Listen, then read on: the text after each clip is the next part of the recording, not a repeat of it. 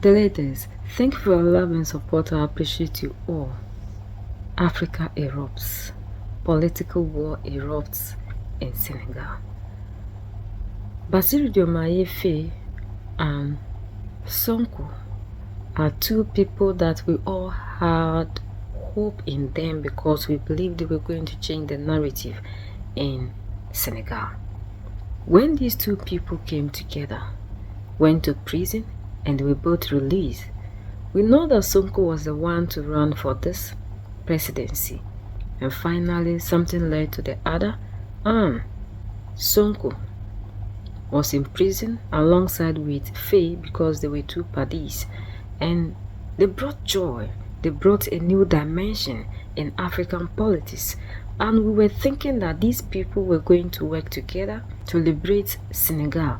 And the idea that they gave to us is they will liberate Senegal and the entire Africa. So we all bought into their message. And we saw that when they released Faye and Faye ran in place of Sonko, all the supporters of Sonko gave their support to Faye and they voted for Faye to become the president. And Faye brought out the brother.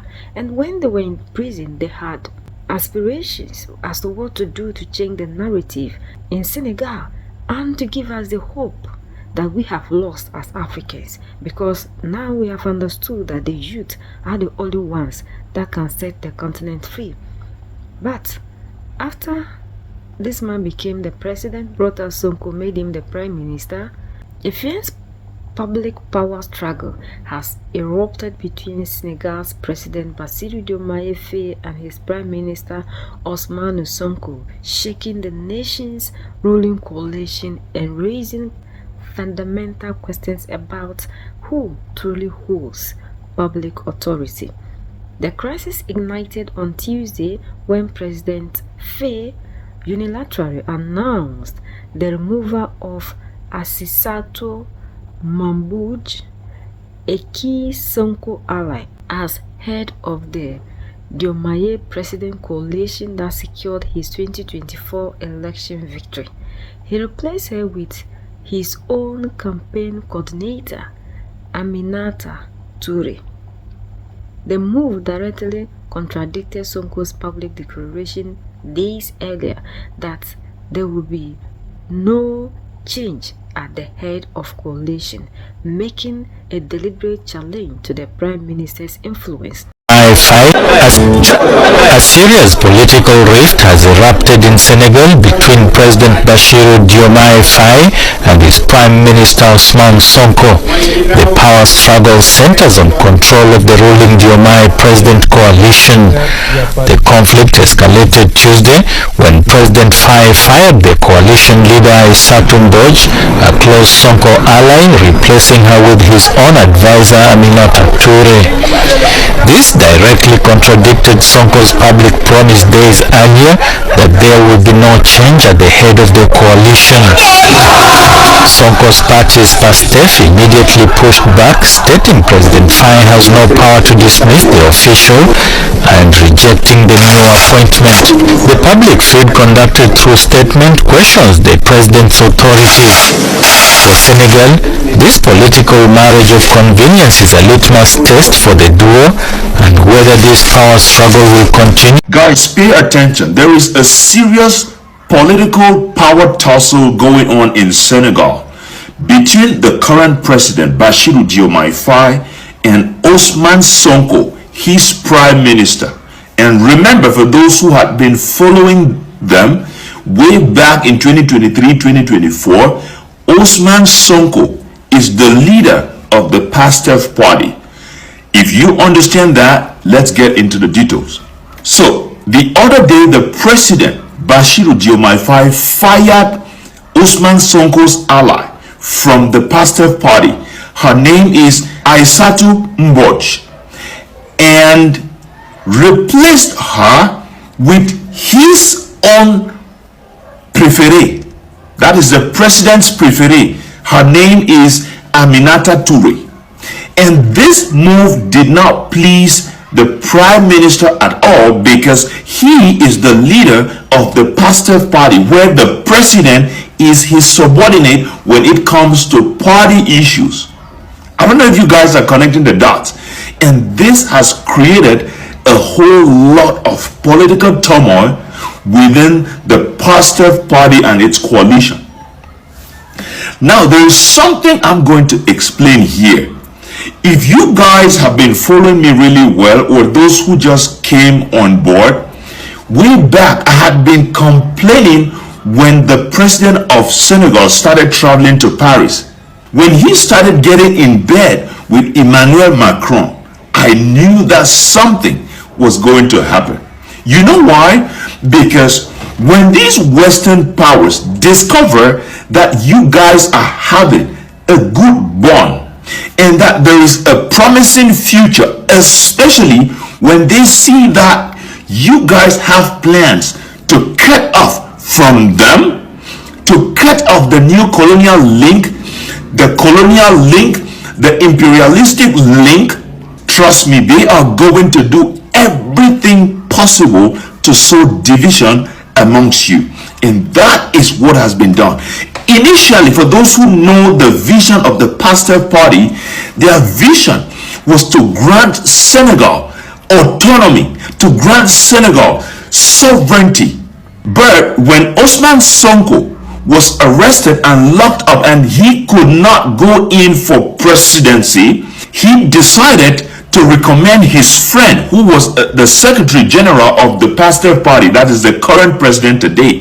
The real president of Senegal was supposed to be Ousmane Sonko, but because he was locked up and he had charges cropped up against him, he could not run for presidency. He asked Bassirou Diomaye Faye to go in for presidency and he would support him. And that is how Bassirou Diomaye Faye became president of Senegal. And because of their vision, Ousmane Sonko's vision to grant Senegal total freedom, total liberation from the French imperialistic powers, France has decided to use their constant invitation of President Bassirou Diomaye Faye to Paris to cause confusion amongst the two of them. That is how Paris has functioned. That is how these neo-colonialists, these Western forces have always functioned. When they see that Africa, when they see that a country, when they see that individuals are united, are bonded, are together, they would always find ways to create division, to sow discord, to create chaos. And when there is chaos, there's going to be factions. Those who will take the side of the president, those who will take the side of the prime minister, and that gives a perfect way for the colonialists to reign. Oh, Africa. I said this thing when Bassirou started traveling to France, started being so acquainted with France. I said it. This was going to happen. Look at even the military bases that they had to completely evacuate from Senegal. It has not really been done. A couple of bases were taken out, but trust me, the military cooperation, he openly said that they still have military cooperation when he traveled to France. He clearly told us that France and Senegal still have military cooperation. And now, President Ousmane Sonko cannot really do anything because he is not the president of the republic. He is just a prime minister. When it comes to public office, he is under the president. And France deals with the president and not the prime minister. So the prime minister is powerless. And that is how they are using to crack him up and cause complete fragility in the political landscape of Senegal so that they would continue to reign.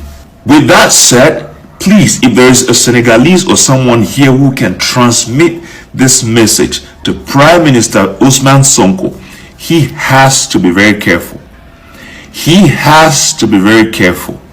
If he is not careful, they would knock his life down. They would take him down. Prime Minister Ousmane Sonko has to be very, very careful with his life. Why? Because they know that he still has the chances to become president tomorrow. It's either they try to deal with his life or they will find ways to crop up charges again against him so that he would not be president in the next coming presidential elections. Mr. Sonko has to be very careful. Senegalese, open your eyes and see the manipulations that these Western powers are doing, are carrying out against your country, against you people. Because the goal here is to continue to keep you Senegalese in captivity. Wake up and fight for your country before it is too late. I believe in Senegalese, and I believe that you would know who is on the right side of history. Guys, let me know what you think in the comment section, and see you in my next one. This is where Sonko always tells us that this man is not even trying to help him grow. And he even promised Sonko that when they come out, there is a ban on Sonko, that he can never run for president in Senegal. And this man agreed. When he becomes the president, he was going to lift that ban. It never happened. And Sonko was telling us the last time in March that the things that Faye is doing is to make him leave the position of prime minister. But he will never do that, because when he does it, people will think that he is a bad person. So he will just watch, and he keep watching Faye unfolding and showing us his true character. They said if you want to know somebody's true character, give the person power. We are seeing Faye's real character against Sonko, which is so pathetic. Sonko party declared president's move illegal. And this woman that they have brought was the coalition whatever in Macky Sall's regime. So indirectly, this Faye is moving in the direction of the oppression. He has confirmed his true identity to us.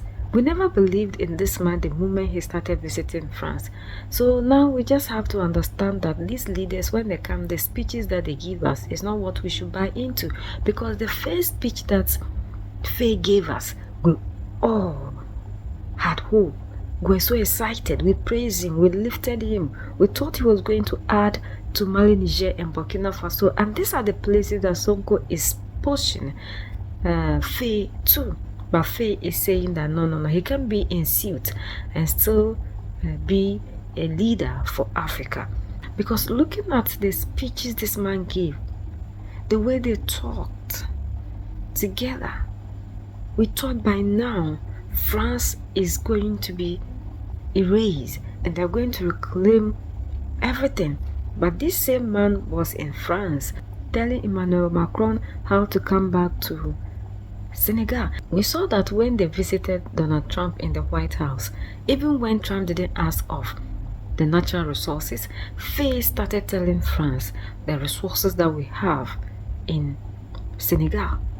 What is wrong with us as Africans? William Ruto was the first person to show us that even the young ones that we are fighting and cheering for to come and lead us, not all of them will serve our interests. Now Yellow Popo realized that we love the young ones to come because we are tired of the old ones. So they will give us young ones in the guise. It is now something that African youth will need to come together and realize that we have a long way to go. We need to change our approach. We have to devise a way, because now all the people that we have hope in that when they come they are going to change things for us are showing us different attitude, different characters, and they all prove to us that they are never in our interest. They are puppets and they will continue to serve their masters. There's nobody that will come through that system and will be able to do anything. It is not possible. It is never possible. So this system, the moment you come through it as a leader in Africa, you become corrupt. You must serve the interests of these people. And that is exactly what African leaders are doing.